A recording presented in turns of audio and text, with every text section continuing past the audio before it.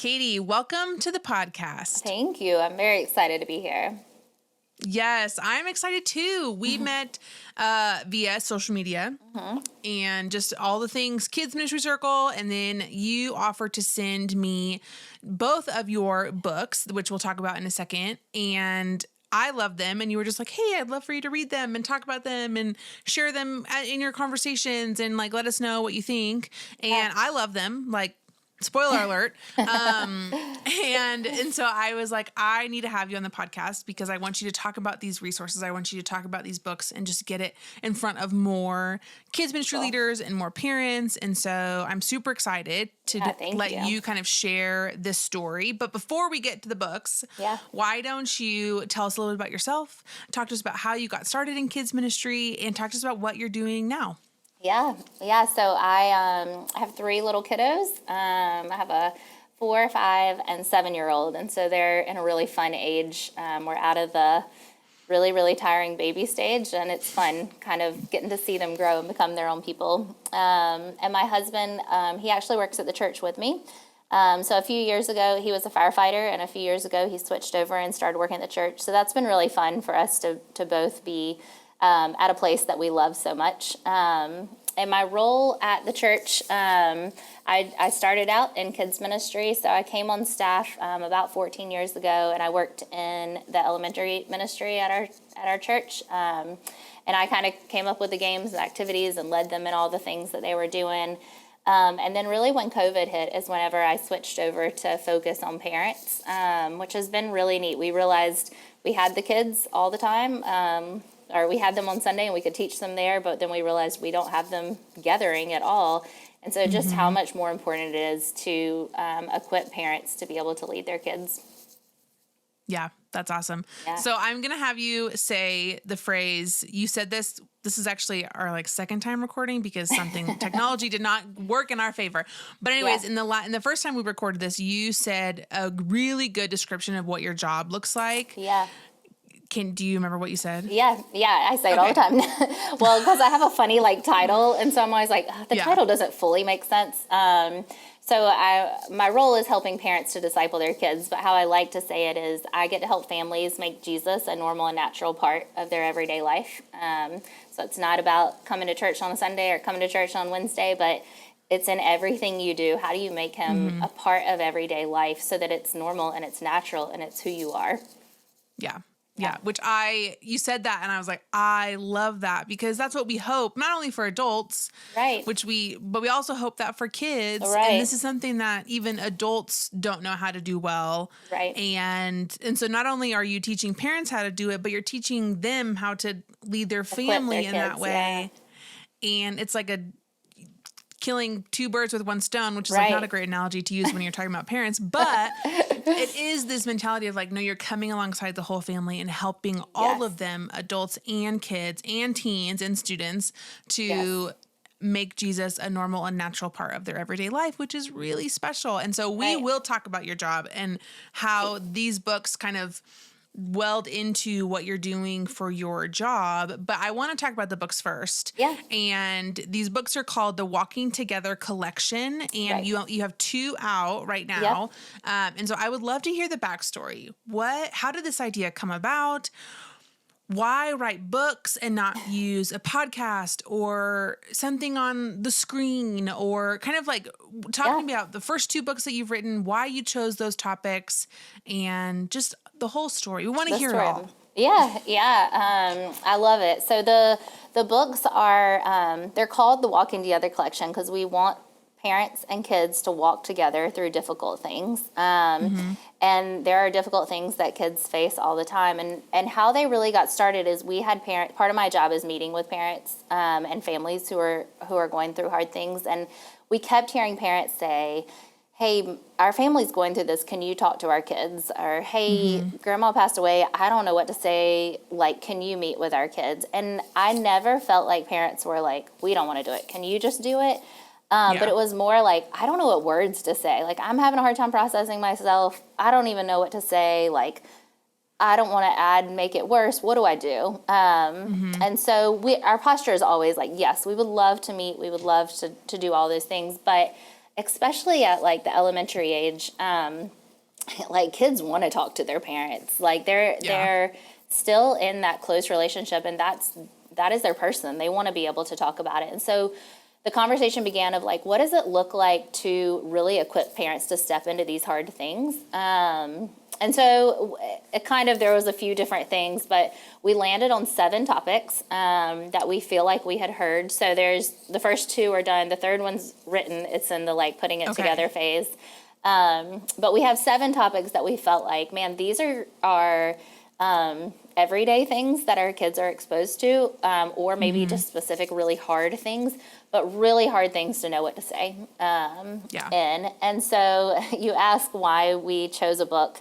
And really, something our lead pastor does a great job of is just encouraging to process things and to slow down and process things. And books felt like a way that slowed that process down and really helped to open the door for conversations. You can watch a movie and you can feel the feels, but then it's over and you can move on to the next thing. But a book takes time, and you feel those emotions and you think about them. And so we wanted something that was going to cause conversations. That was our hope. And so, the books are another part of it is that we wanted kids to be able to talk about what they were going through, but not feel like they were the main character. And so if you think about a kid, if you say, how are you feeling? How are you feeling? They're like, I don't know. Like it's hard to always express that, but they can relate to someone else and they can talk about that person often easier than themselves. And so the idea was, what if we created a storyline of a character or some characters walking through this difficult thing and what that looks like, to process it in a healthy way, but in a realistic way also, and then help parents like see how they can have those conversations along the way. So the first book, it's on the subject of divorce, but each one has this like tagline for kids to hold on to, and so it's that I can trust God when things are out of my control, which that applies to your parents getting divorced, but it also applies to wanting to be on a school team or wanting to win a certain award. There's several things that, we all want control of, and it's hard to trust God with.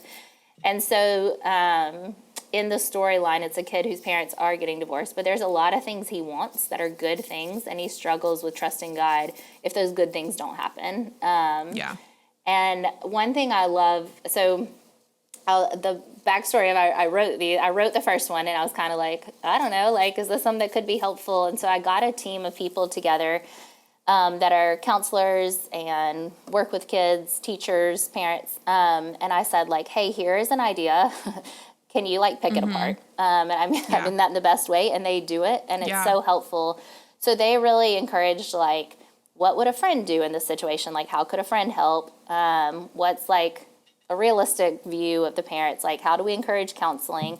So the books I do feel like have this pretty holistic view of, if you're going through it or if you have a friend going through it, how they can be helpful. So the first one is divorce, but trusting God when things are out of our control. The second one is on grief, and a grandparent passes away, but it's believing that God is good even when you don't understand what he's doing. The third one is on cancer, and it's about having peace without the answers.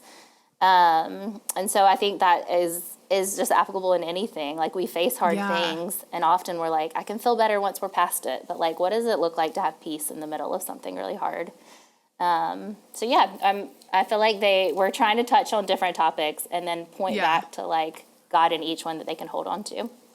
Yeah.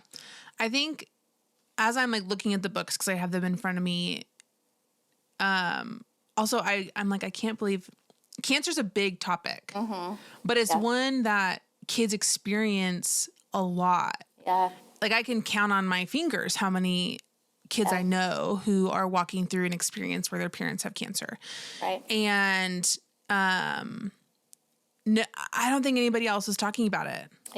One thing I do feel like I found, especially for the elementary age, because I feel like that's the age that they have questions, was I just had a hard time finding a resource, and I'm not saying there are none, but a resource that really helped like kids process. Like, there were some that was like, here's a short story, but not like an in-depth, like really talking about it. And cancer is something that I think like And even grief, like depending on how close you are with them, that like, you know, it happens to you to some degree, but then like you're going to continually have moments over time of processing through it. And my heart was like, gosh, I want kids to talk about it. Otherwise, when they're adults, they're going to struggle that they never really process through it. Yeah. And so, yeah. the hope was like, how can we create something that really helps them to process, not just like feel better in this moment or not just kind of be able to move on, but like really like share your emotions and work through it. Yeah. Yeah. Is your hope that kids, because like these books they look like chapter books. Yep. Yeah. That like fourth grader, we'll use the fourth grade example because that's the first book. It's the fourth grade plan. And so that a fourth grader would like pick up from the library or pick up off a bookshelf. Is your desire that kids could read it by themselves, or do you want it to be more of like a read aloud where families all read it together? The hope would be that there would be conversation. So at the very beginning of them, there's like that letter for parents, and it kind of says like either have your kid read it and you read it separate or read it together. But there's questions after every chapter, every 2 chapters that say like, you know, some questions for kids to think about themselves, some questions for parents to think about themselves, and then some questions for them to talk about together. And so the hope is that, yes, it opens the door for conversations. But we can get into this a little bit. One of your questions that you had was like, what is helpful, or what have we seen, how this has been helpful? And one of the things I think that was a little unexpected for us is how many families read the book or kids read the book who weren't walking through those situations and how helpful it was to them. I actually was just talking to a dad on Sunday, and he had just finished the second book with his son, and he has a 5th grader, and he said immediately as soon as we finished, he knew a friend who had lost someone that year, and he was like, what can we do to help them? Like, can we go bring something to their family? Like he was just able to see like, oh man, my friend was hurting. Now I understand how they feel a little bit better. What can I do about that? I don't know that we necessarily expected that, or even like honestly, I read it with the first one about divorce with my daughter, and she had just started kindergarten, and she knew 3 people in her class who were going through that. And I was like, oh man, we would have never just asked you, do you know someone who's in that situation? But she was like, oh, so-and-so's parents are divorced, so-and-so this. And it was helpful for me to be like, oh, you're experiencing that. Like, let's talk about it. And then also, like, how do you think they feel? I think one of the things I remember her saying is, oh, I never thought about them having to move from house to house, like back and forth. And for her being in kindergarten, hearing that about a kid in their class, like, just helped her to have compassion in a different way. Mm-hmm. So I think we originally were like, man, these would be so helpful for people going through them. And then I think we've kind of seen, oh man, actually these are helpful because kids know someone who's going, like you said, I could think of several people with cancer. Like, that is a pretty common thing in our society. Yeah, I think that's so brilliant. The piece about like growing in emotional intelligence and empathy for people and to be able to read these stories. Because I do think there are some really great picture books out there talking about losing a family member or walking through something hard. But those are geared more towards the preschool age. Right. To just like read a story and maybe have conversation, but probably not because they're developmentally not there yet. Exactly. But then you take something like this where it just engages the older age group and leaves room for conversations. But also, like you just said, it is oh, I know somebody who's experiencing this. Or even like thinking back to like, oh, we experienced this 2 years ago. Like reading it is going to be helpful whether you've walked through it, you're currently walking through it, or you have a friend or a family member who's also walking through it. And so that's the beauty of this book. But also I think like these are books that can sit on a bookshelf and you get a text or you get an email or you hear of something and you're like, I have the perfect resource. Yeah. And it's kind of like sticking it in your back pocket for that one conversation or that one experience where you're like, I know exactly what will be helpful for you and your family and your kids in this season. And so I think they're good books to have on hand. And there's a couple, like when I was in vocational ministry working at a church, like I had 3 or 4 books that are kind of along those same lines to Right. help moms or dads or parents or families that like I knew that I could give out at a moment's notice. Right. And I think these are these types of books that can really benefit families in that way. And I just think it's so helpful. Do you want to give us a sneak peek of a few other ones that are coming, or are you holding them tightly? No, I would love to. I'm so excited about them. So yeah, the third one, it will probably be out in the fall this year. Okay. And so yeah, it is on cancer. A parent has cancer, and it's funny. Part of what I do as I've written these is I've met with people who that is their story. And it's just that has been really like beautiful to hear. And there's like pieces of different people's stories woven into them. But I left the conversation with I met with like about 10 people, and everyone I was like, gosh, there's so much hope that I didn't expect to hear as we're talking about cancer. Like when you think of that, I don't know, my initial reaction is not, oh, that's going to be hopeful. But every conversation I did, and so I was like, how can I put that into writing, like that same hope to help someone have that or whatever. And I really was like, I don't want the person with cancer to get past it, and I don't want them to die necessarily, because the point is the hope and the goodness of God no matter what you're in. And so I am really excited about that one. I feel like the way we landed on it ending, I just think is beautiful. Like it just really is. So yeah, that one is on cancer. Because you don't want like it to be this like really beautiful happy ending, but for a lot of people that's not the ending. Right, exactly. And you want to focus on the hope that's found in Jesus. And I think that's why it makes these conversations so hard. And I think that's why a lot of people haven't really touched them. Right. Per se, is because they are unique to every person.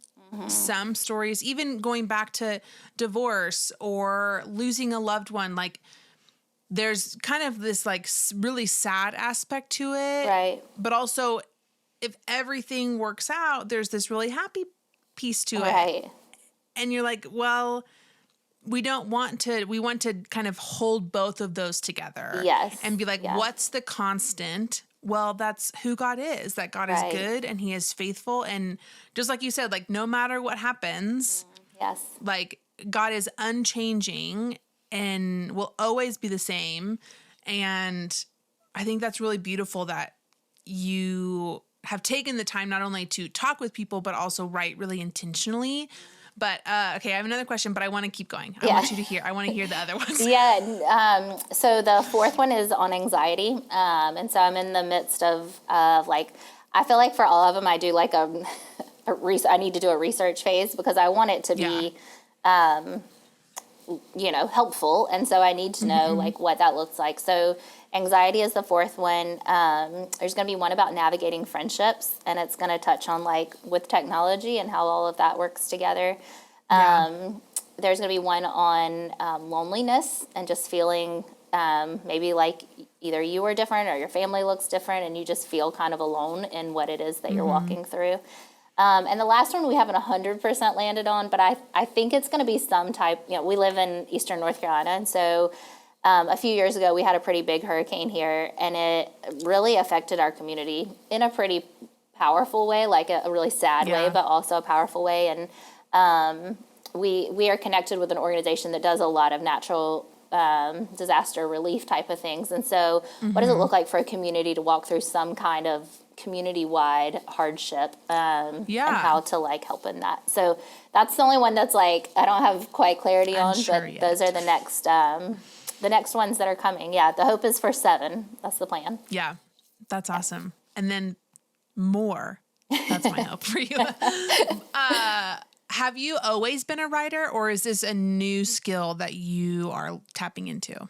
I would definitely say a new skill. I will say I love stories. I love creating things. I have always like kind of enjoyed that side of things, but during COVID, we created like a 15-minute. Did you ever watch Zoom when you were younger? No. It was like a PBS kids show Oh, yeah. from the 90s that, anyways, it like gave you these like challenges to do and you could submit stuff.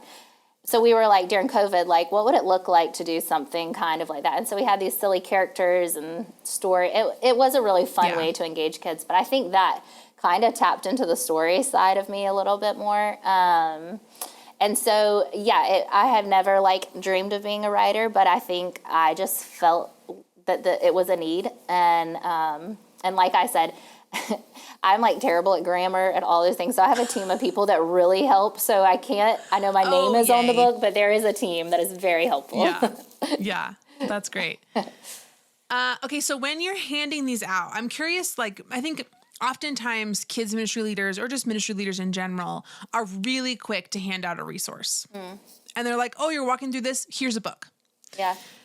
And sometimes that's not as helpful. Yeah. And it's like, oh, I gave them a resource, they're fine, kind of thing. It's like, I helped them, they're going to make it through. Right. And so in your role, but also utilizing these books, how have you found the easiest way, or what's the word I'm looking for? Easiest is not the right word, but just the most respectful way to hand over a resource and not just give a resource and leave? Like, what does that look like primarily in your role as, what is your title again? Yeah. The parent something? Family Ministry Parent Resource Coordinator. It's very long. Parent Resource Coordinator. So as you, obviously, parent resources in the title of your job. Right. But it's like, what's a good and respectful and encouraging way to give out a resource without feeling like it's just one thing to check off your list? Yeah. Yeah, I do think that is a great point. And I think so much of it goes back to relationship. I was trying to think when you said that, like, I don't know that there's been a ton of people that I don't know that I've, like, tried to encourage that to. Something I do think that is helpful in the books is there's a counselor at the church that it kind of points back to. And so I often will say, you know, like, hey, we would love to talk with you. Like, we would love to walk with you through this. Like, this is helpful for you to have conversations at home, but, like, how can we help you? And it points back to being, like, involved in the local church. And so I think I can point out some of those things as a helpful part of the book to encourage families of, like, hey, you're not alone in this. Like, we do have a church community that loves you. Like, I'm here for you. The other staff is here for you. We have volunteers here for you. Like, so how can we continue walking with you? One of the, like, whenever we wrote up kind of what we wanted the title of the collection to be, we said, like, as parents are walking with their kids through things, the church is walking alongside them. Like, we're all walking together in it. And so it isn't so much of, like, all right, here's this thing, it fixes it for you, and we've done our part. But, like, hey, this is another thing in your toolbox, but, like, we're part of this too. You're not alone in it. And so I think so much of it goes back to relationship, like knowing a name and knowing their story and following up with them, which takes extra work. But I think that's, as a church, what we should do. Yeah. That's really helpful. I think of oftentimes in my own ministry career, I would get emails of like, hey, I'm looking for this resource. I'm looking for this resource, or whatever story they tell. And it's kind of, most of the time it's just an email looking for a resource. Yeah. Is there a world in where, or I'm curious what you do. Do you then say, hey, I'd love to talk more about this before I recommend the resource? Or do you just feel it's okay to like respond to the email and be like, hey, these are my top 3, or here's my favorite resource? Or as you begin to build relationships and be intentional with the parents, again, it's easier to just send the email and be like, I helped somebody today. It is. That's but true. it does take more effort to set up a lunch, set up a coffee, dive deep into whatever they're walking through, and really be that example of, no, the church is here. We care more about you than just handing you a resource. Does that make sense? Yeah, definitely. Yeah, and I think I would maybe say both. It's both, because I do. I feel like maybe it's because I've been in my role for a little while, but I oftentimes know the people that are reaching out. And if I don't know them, then I will usually ask, like, if we could get coffee or something, because Yeah. I want to build that relationship. But often I know them enough that on Sunday I can make a point to say, hey, like, or hey, I'll have something for you on Sunday that I can hand you. And so it's a conversation with it. Yeah. I do think that there are times that I will just send resources, but most of the time I think I know who they are and know their family enough that it, I always say, like, I would hate for it to be someone who, you know, I assume they're we have a larger church, and like, I assume they're plugged in and connected, and that's like them trying to reach out to make a connection. Yeah. And I didn't just take the extra step to do it. Totally. So yeah, if it's a family I know, I'm happy to just send them and then follow up when I see them. But if I don't know them, I just feel like that's helpful. I would want that, like, even if I said I can't, I'm really busy, but like, thank you, I would feel like, man, you saw me though, like that. I appreciate the extra step. Yeah. What's your balance in buying resources for parents and sending them an Amazon link? Yeah. Like, how do you have a budget line item for how many things you can buy? Because I think this is one of the tensions of, like, I want parents to have a resource, but maybe they don't have the financial means to buy all these books and all these Bibles and all these things that could be really beneficial. Yeah. So how do you navigate that balance? Yeah, that's a great question. I'm still figuring it out a little bit, but it's funny, actually, and we can kind of get into this with my role, but I just did these meetings with parents that was so helpful. And one of the things that we've been working towards is creating like a resource library so people can check it out.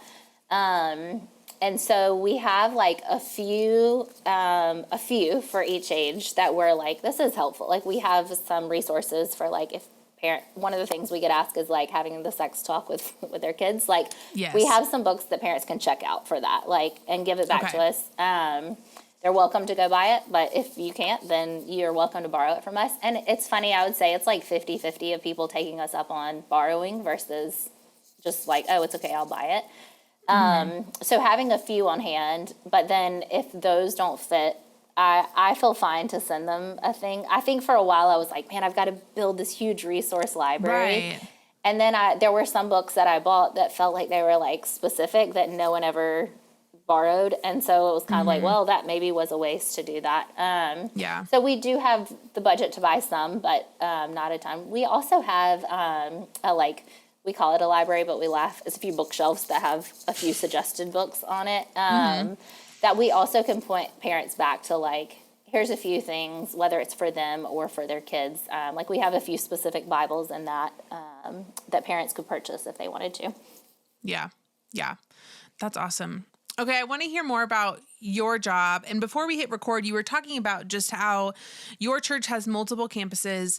And while you were at kind of the central campus, there's not a role like yours at your smaller campuses. Right. And I would love to kind of hear how, not only like your role, but also there might be people who are listening who are like, man, if we only had a parent resource coordinator, this would solve all of our parent engagement questions and like goals and all these things, which is like, obviously it's not going to solve everything, but to have somebody who is designated as a parent care, equipping resource coordinator who can really connect with these parents is probably really helpful. Yeah. But it's not doable for, I would say, the majority of churches. Right. And so how has this looked like with you at this campus, your smaller campuses, and maybe like give some ideas on how a church can really try and create something like this for their community? Yeah. I will definitely say I know that we are very fortunate for my role, that is not a normal thing necessarily. I love that our leadership has like put value into that, but I also understand not everyone can. So it's funny, one of the things that I just did is I just got a group of parents. We have a pretty large church, like I said, but we got like 20 to 30 high school parents, 20 to 30 middle school parents, elementary and preschool age parents, and just got them together. I didn't like buy them food or anything. I just asked if they could come during a time that they were already going to be at the church. And we sat and just had conversations about like, what are the things that are helpful that our church does? What is missing? What are you looking for from the church? How do you like to get information? And it's funny, there was a few like staff who sat in on them, and they were like, those were so like awesome just to hear. And I actually just emailed a group of them this morning. I was like, I'm just so encouraged by the people of our church just sitting together and intentionally talking about that. So even if like at a smaller church to say like, hey, can we get 10 or 15 of our families in this ministry together, and just to ask them what is helpful, what are you looking for, that kind of stuff. Because I think we have a different view as staff of what is most helpful and what families are doing, and asking is just so helpful. So at one of the smaller campuses, I've been working with them, and they have a group that's planning on meeting, and there's one person that's a parent that's going to head it up. I mean, I think something that I have learned is that when I first came on staff, I was like, why doesn't everyone volunteer in our kids ministry? Why don't we have more Sunday volunteers? Like, everyone should do that. Right. And maybe as a parent, I feel a little bit differently of that. But I think I also just am reminded often of like how much people want to help, but they want to help in their gifting. And so, for example, we were sitting in one of the meetings on Sunday with those parents, and one of the dads was like, you know what would be really cool is if me and there was another dad he knew in there, and he's like, we would love to like watch the kids for an hour for the moms to have a mom's group on a Tuesday night. Like, is that an option? And I was like, yes.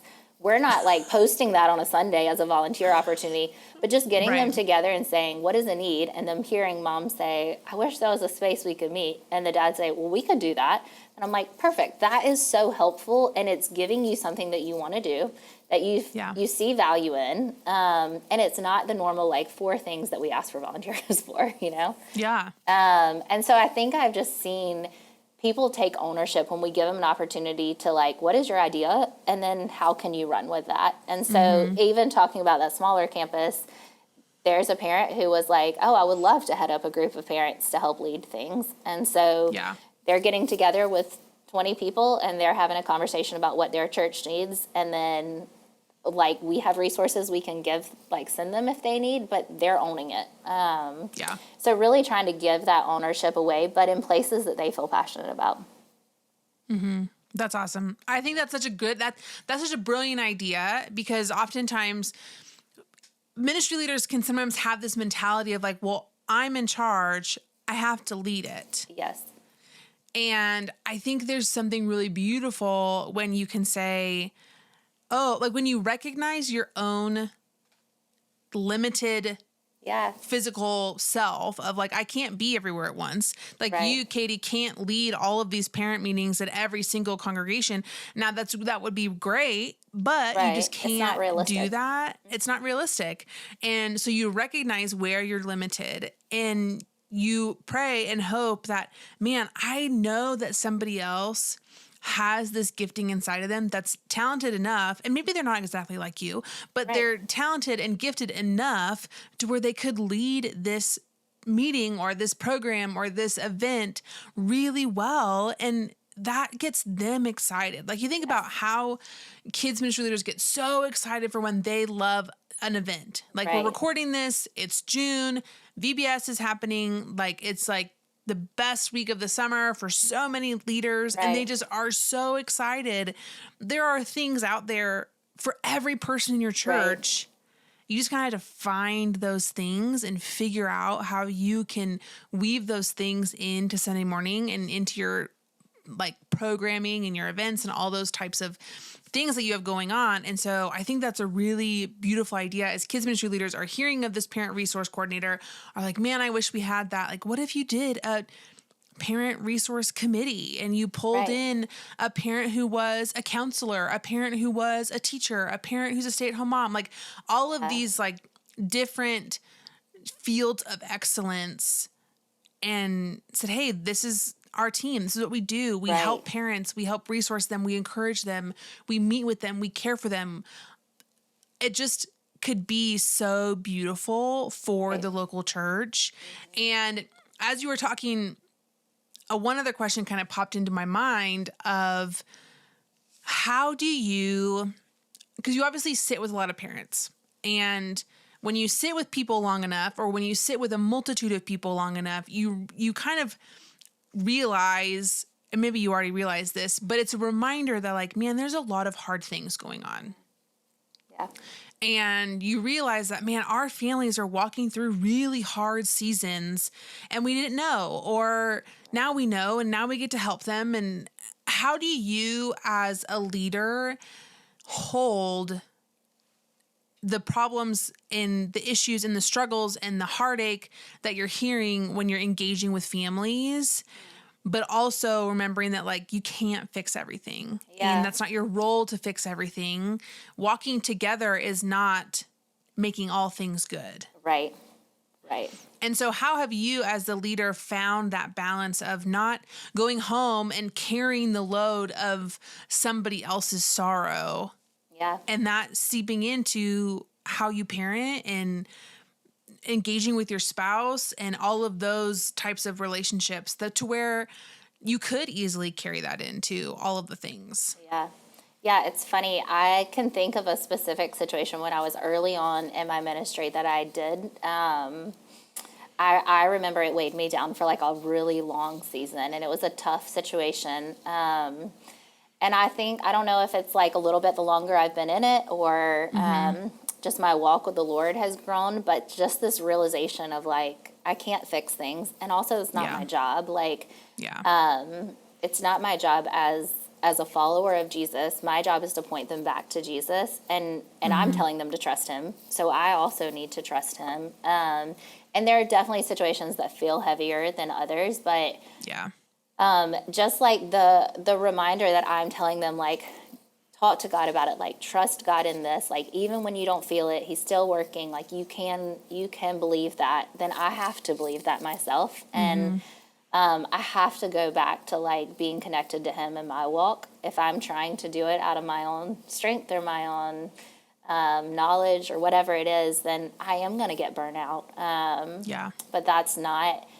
we are not called to fix people's problems. Like we're called to walk with them through it and be there for them. And so often that's listening, and you do feel weights of that. But I think learning that it's not my job to fix has been so helpful. That it's okay for it to feel messy and not to have answers, and just to say, like, I'm here with you in it. Like, I'm sorry. I think that's been the biggest thing.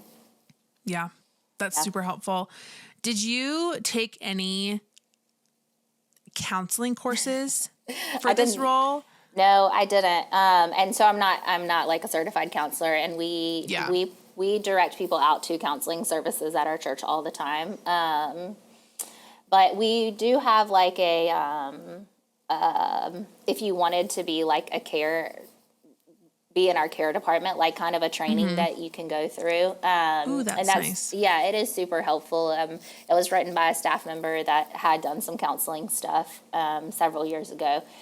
And so, but again, I think I've just learned more and more that it's just about like being a listening ear and praying for them and caring for them more than having the right answer. And I think there is a space for counseling though. Like I think that anyone can be a good friend and support and walk with someone.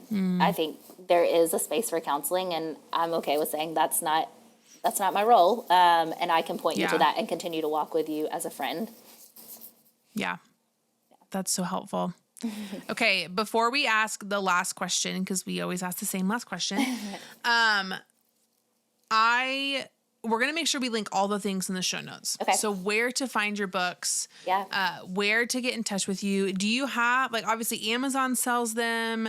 I'm thinking about, like, if people wanted to buy, like, 10 copies, like, do you have bulk options? What does that look like as you are sending these books out to churches across the United States? Yeah, there is, I do know that I know our church has it, but I'm not in charge of it. But churches can be a part of something where you can order with a discounted bulk. But also I would say, like, there's a website that I'll have you link, and on it, there's a way to contact me. And I would be happy to help get a book order to somebody if they wanted to. So they would just email that.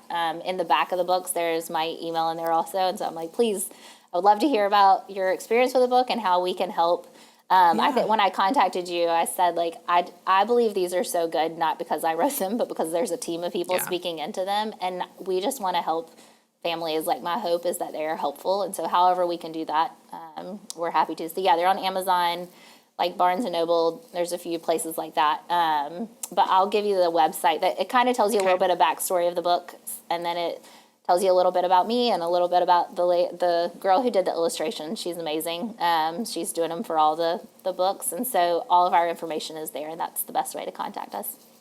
Great. That's perfect. I love that. Okay. So the last question we always ask is, if you were talking to someone brand new in kids ministry, what would be your words of encouragement or advice? Yeah, I love this question. I would say your ministry has to flow from your walk. And I can't take credit for that language. That's something our leadership says at our church all the time. But I do think, like, I've been doing this for almost 14 years, and I think that's why I don't feel burnout, is because your walk has to come first. And in ministry, it's easy to say, well, I'm writing a story about this, so I've spent my time with God. But you're gonna be relying on yourself if you do that. And so if your ministry is first and you're taking time to spend with God, and that's what, like you said at the very beginning, that's what we want for our kids, that's what we want for our volunteers, that's what we want for our parents. But like, we have to practice that ourselves. Just because we are at a church does not exempt us from that. And first and foremost, like, God wants a relationship with us more than he wants us to do anything for him. And so we have to be continually spending time with him and in a relationship with him. Yeah. Katie, thank you so much Yeah. for these resources, for your wisdom, for one, just being obedient to what God is asking you to do. Because I know writing books is not easy, and the research and the work that you're putting into each book is probably not easy. And so I'm just grateful for you and for where God has you and how you're leading. And I cannot wait to help you get these books and the rest of the books into the hands of parents and ministry leaders. So thank you again for being on the podcast. Yeah, thank you. I appreciate it.